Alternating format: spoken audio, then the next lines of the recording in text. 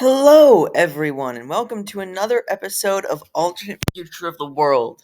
First, couple things to say. I know it's been a ridiculously long time since I continued this series, but it's back. Second thing, go check out my main channel, Smash Gamer A. We've got 2 uploads today, which is, for me, frankly, unheard of for a long time. So, there's that.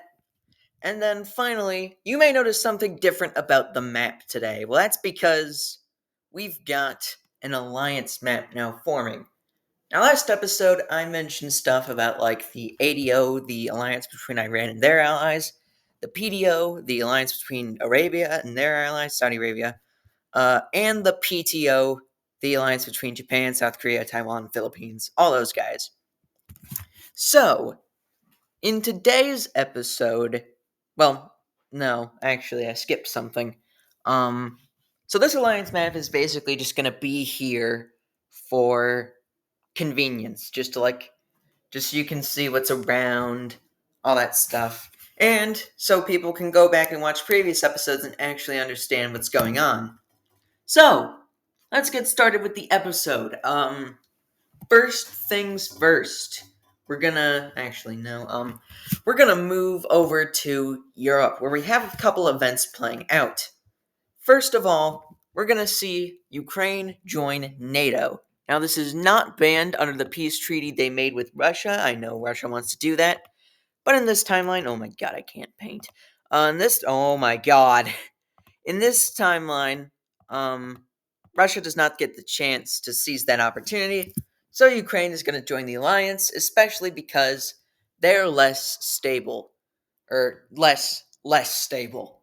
So now, with the CSTO becoming a bigger threat, Russia's not really a big threat right now. I mean, they failed to defeat Ukraine. What are they going to do in the long run?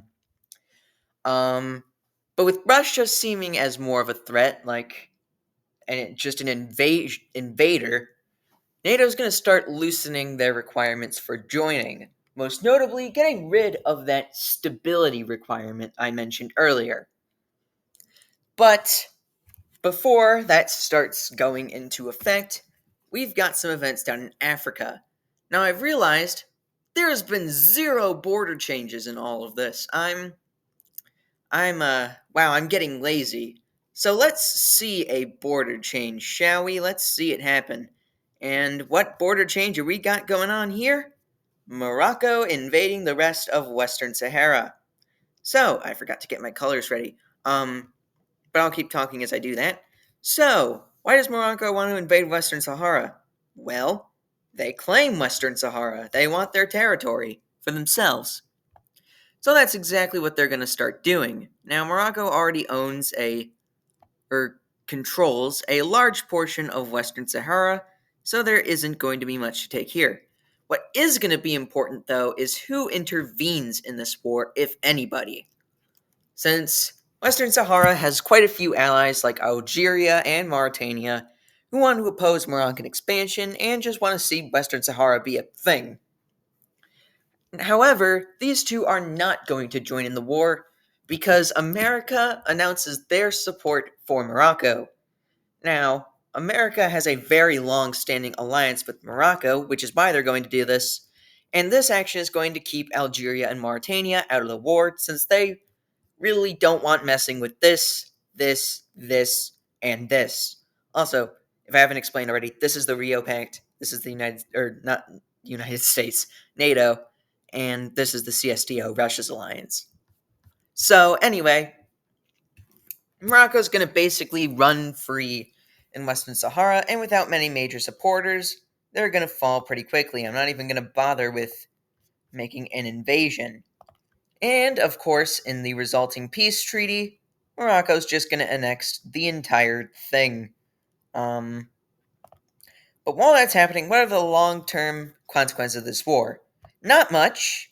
However, in the region anyway, across Africa, though, things start happening in droves. Like, for one, down south, we have South Africa occupying Lesotho. Now, why would they want to do this? Well, they just want more stuff. That is the honest answer. They They've elected some nationalist governments into power pretty recently, and, truth be told, they just want some more stuff. So they're gonna go start invading Lesotho, and they get away with that pretty easily. Now, this is gonna scare Eswatini, because, they're also a small country that South Africa probably wants to eat for breakfast. So they're gonna start looking for help. And they do have some help, most notably in Mozambique, maybe a few South African neighboring nations, but not many because most of them are pretty reliant on South Africa. A lot of nations in this region are pretty reliant on South Africa economically. Sorry if my voice is sounding weird, by the way. I got a new mic, so hopefully that'll fix things. Anyway, so Eswatini's protected for now, but not for much longer, as we'll see probably next episode. But now we're moving over to the east, where we have a new alliance forming. This alliance, the East African Federation. Now, this is a planned country or federation between these 6 countries in our world, like right now. However, the plans are kind of falling through because these countries are pretty poor. They don't have much to their names. So, that's basically their situation. However, they are going to start developing closer ties with each other. They're going to implement a common currency. I don't remember what that was called. But they're also going to unite their militaries into one force, which is this East African Federation Alliance right here forming. Speaking of federations forming, we also have a brand new country being formed in West Africa. And this country is the West African Federation. Now, this country is going to be formed between Mali, Niger, and Burkina Faso. They all have something pretty well in common. They all have military juntas in power, they're all pretty big fans of Russia, and they're all pretty big not fans of the United States.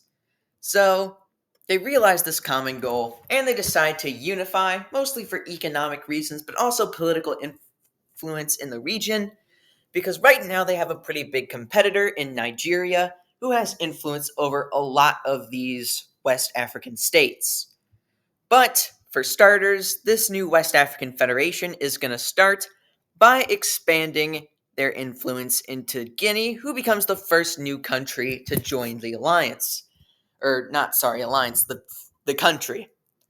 Now, Guinea also has a junta in power, I believe, and they're also not pretty big fans of the West. However, they're also not big fans of France, who used to control this region colonially back in the day. And their main objective down here is to try and keep order in their former colonies. As you can see, it's not going so well. For France, anyway, order is just loyal governments that economically rely on them. Anyway, though, France is not going to be happy by all of these developments, and so they're going to form a new sort of pact, I guess. They're going to influence some of their former colonies into forming a new pact. Now, the only 2 they succeed in doing this for now is Morocco and Tunisia. However, this alliance will be quick to expand and will, of course, also include France as their captain, I guess. Now, France is still a part of NATO. I just decided to color them this because I can. But French influence is going to try and expand on the continent. However, this also has the adverse side effect of scaring some of these West African nations who think, oh crap, France is back, what are we going to do? And they're going to start moving towards integration into the West African Federation. But I think we'll have to wait till next episode to see how that's going to play out. Now let's head over to the Pacific, where we have some stuff going on. Not over here, though. Down here, that's right, Australia's gonna do something. What is this something exactly? Well, apparently, Xi Jinping and the core Chinese government have just reported that while sending a merchant ship over to Australia to conduct their regular trade, which the 2 countries have a lot of, apparently, Australian forces seized and destroyed a Chinese commerce ship. Now, what does this mean? Well, it means China really is very angry at them now. But it's also strategic for China because, first of all, well, they lied about this happening. The ship did blow up, but they blew it up themselves. They just staged the incident. Um, but the second thing this is for is it starts to create Australian tensions with Chinese allies in the region, like the Solomon Islands, very minorly. Oh no, the Solomon Islands. Oh no, what are they gonna do? Oh yeah, I forgot to mention this last episode, but Bougainville's independent now. Yay, Bougainville. Look them up. Anyway, the main thing that China wanted here was it makes Australia not very good friends with Indonesia, who's one of the strongest Chinese allies in the region, and is the only real threat to Australian dominance of the Pacific Oceanic region. So that's a problem for Australia, but you know what else is a bigger problem? Economic crisis. Because with this, China stops all trade with Australia and their economy starts to plummet. What does this mean? Well, first of all, it means a severe reduction in Australian power, but also it means Australia has no problem in joining the PTO, the Pacific Treaty Organization here. This is actually something China wanted because now they have an excuse to start expanding their own influence, claiming they now fear that the barbaric PTO is just going to surround them. So they're going to create their own military alliance, or at least they're going to start to. The Greater Chinese, no, not Chinese. The Greater Asian People's Alliance, or the GAPA. Yes, an incredible name, GAPA. Now, the first member of this alliance is going to be North Korea, because obviously North Korea is North Korea. However, there's going to be more nations that quickly decide to join this alliance. Some of these nations are going to be Mongolia, who really has no choice in the matter, so China's just like, hello, how's it going? But they're also going to invite Indonesia. Now, Indonesia wasn't very closely related military linked to China before this. However, after the Australian incident, Indonesia now fears that Australia is going to start coming for their economic ships next. And so they're going to join this alliance mostly for Chinese protection. However, there's one more thing China's going to do, and that's starting to influence nations in Africa. Now, China loves influencing nations in Africa, in case you didn't know. However, they're going to focus their attention on two nations right now or three nations, that they see the most potential in. First of these is Somalia. Not the most stable government, but their position near the Red Sea, their ability to have a chokehold there. If Yemen was still an Iranian ally, that would be great for China, just to have a stranglehold. Wow, I lost everything there over this area. But yeah, the second country they're going to ally with is Angola. And by the way, these dark red colors are just going to be like loosely related Chinese allies that aren't in their alliance. The second nation is Angola, mostly to interrupt American shenanigans in the Pacific. However, before we get to their final African ally, speaking of interrupting American stuff in the Pacific, Cuba. Cuba's going to start growing closer to China, and this isn't good for America because now Cuba is in their backyard, obviously, they were before, but now there's entirely a possibility of a new Cuban Missile Crisis. If you don't know what the Cuban Missile Crisis is, it's basically when the world almost ended. So, not good stuff. So, Cuba being in this alliance is huge because it gives China basically a great place to store all their stuff. And the last country China's going to invite to their sphere is South Africa, mostly for the expanding they're doing, but also because they're pretty economically tanky, and right now they're also pretty politically neutral. So China's going to start influencing that nation. So, what is America going to do about this? Well, they're going to start expanding their own influence and starting to create some more partners around the world. First of these partners is going to be Israel. This is very controversial, however, because there are a lot, and I mean a lot, of Palestinians in America.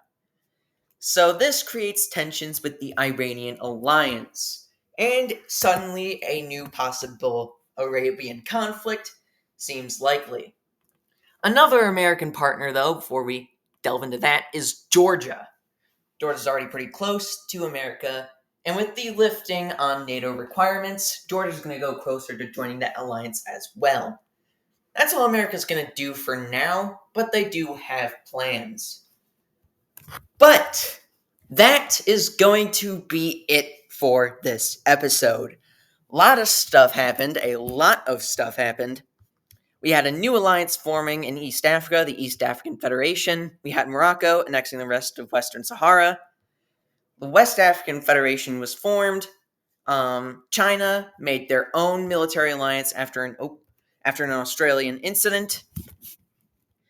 And they now include some powerful allies like North Korea and Indonesia, while also allying several up-and-coming nations across the world. Finally, America also expanded their influence by inviting Ukraine into NATO and making Georgia and Israel close partners. But with all the explaining over, thank you all for watching, and I'll see you next time in Alternate Future of the World. Make sure to go check out the main channel for another upload, because there's going to be a lot of content today. Peace.